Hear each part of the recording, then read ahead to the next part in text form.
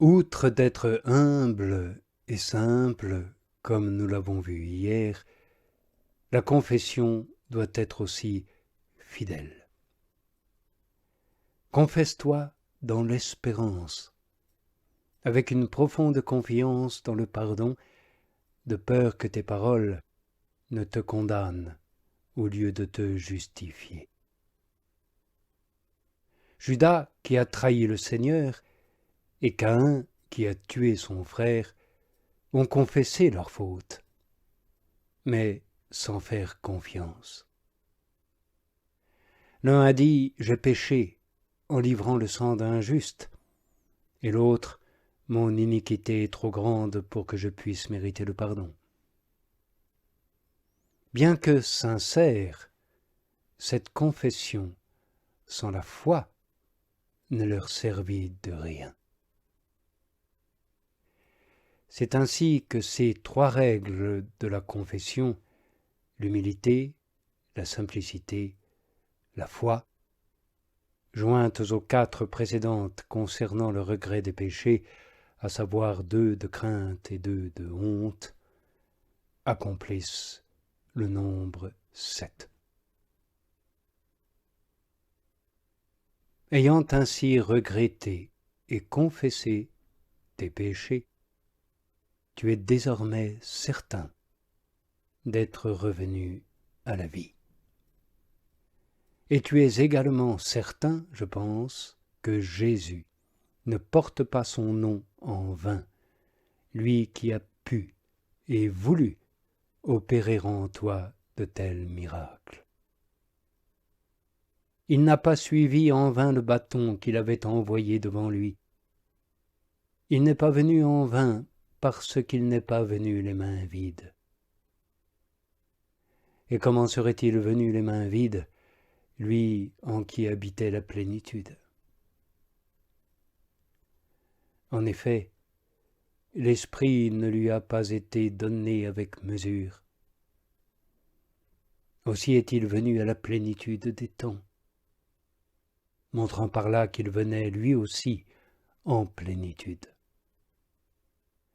Oui, parfaite plénitude de celui que le Père a oint d'une huile d'allégresse de préférence à ses compagnons.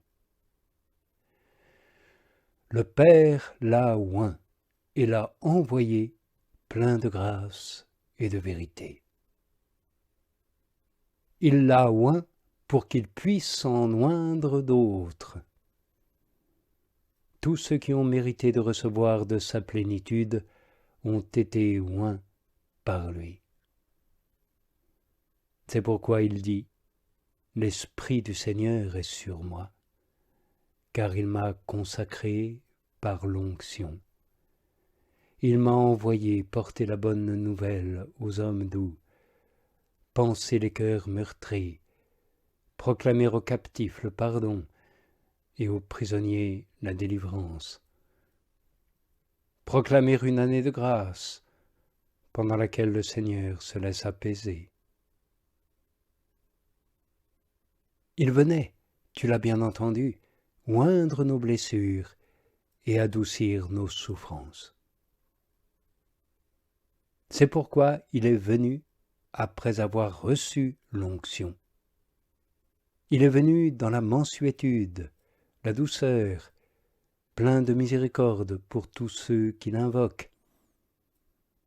Car il savait qu'il descendait chez des malades, des miséreux, et il s'est montré tel qu'il le fallait.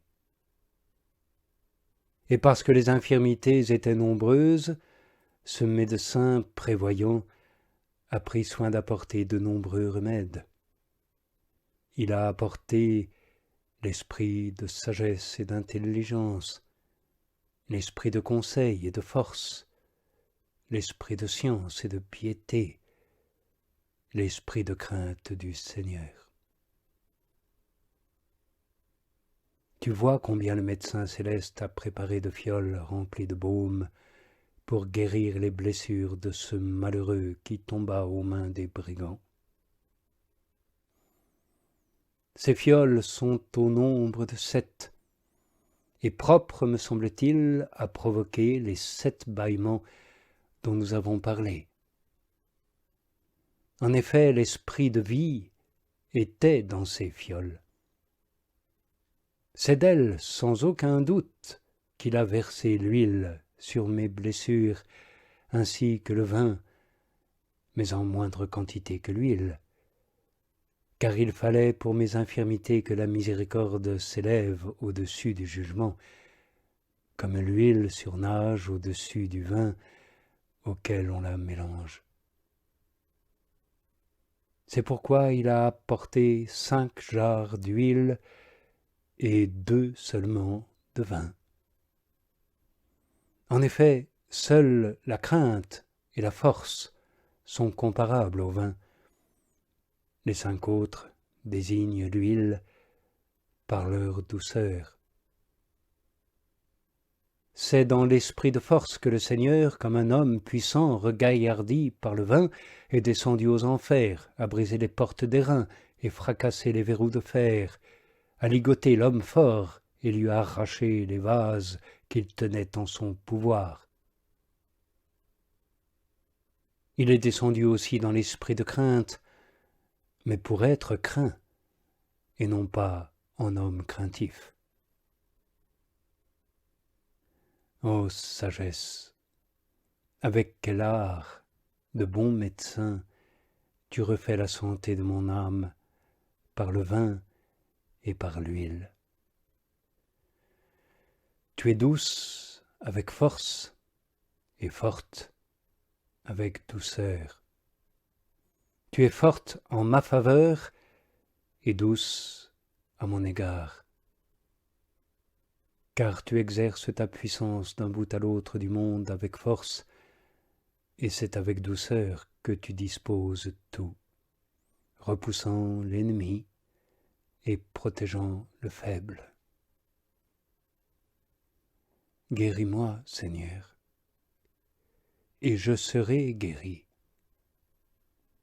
Je chanterai et je confesserai ton nom en disant « Ton nom est une huile répandue ». Non pas un vin répandu, car je ne veux pas que tu entres en jugement avec ton serviteur, je ne le pourrais supporter, mais une huile, parce que tu me couronnes de miséricorde et de tendresse. Oui, une huile qui surnage au-dessus de tous les liquides auxquels on la mélange, désignant clairement le nom qui est au-dessus de tout nom. Ô nom infiniment doux et aimable, ô nom lumineux, choisi et éminent entre tous, exalté pour les siècles. La voilà, l'huile qui déride le visage de l'homme et qui parfume la tête de celui qui jeûne, afin qu'il ne recherche pas l'huile du pécheur. Le voilà, le nom nouveau que la bouche du Seigneur a prononcé, et dont l'enfant a été nommé par l'ange avant sa conception dans le sein de sa mère. Ce nom, Jésus, quiconque l'invoquera sera sauvé. Oui, car ce nom est répandu en tout lieu. C'est le nom que le Père a donné au Fils, lui, l'époux de l'Église, et de chaque âme fidèle, notre bien-aimé Seigneur, Jésus, le Christ, qui est béni dans les siècles.